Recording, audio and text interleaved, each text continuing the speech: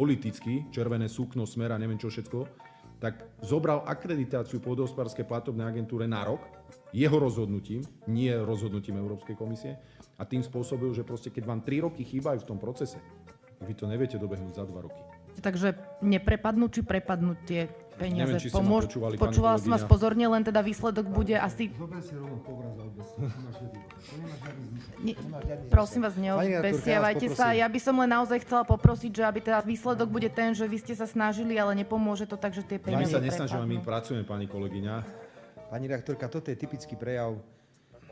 Môžete čokoľvek robiť, môžete čokoľvek oznamovať. Presne viem, s čím ste prišli a máte nastavenú svoju správu do večerných správ. Slovensku prepadnú 100 milióny, možno miliarda, alebo to povedala nejaká pani Remišová. Ale vy v tej hlavičke, makovičke máte jasnú správičku dneska večer. Slovensku prepadnú miliardy, hurá, mám perfektnú správu, zase sme dotovali slovenskú vládu. Ani nás to už nebaví. Nič pozitívne, nič pozitívne. Len sa balí sama čerňavá negatívne správy, ako keby toto Slovensko bola nejaká prekliatá diera.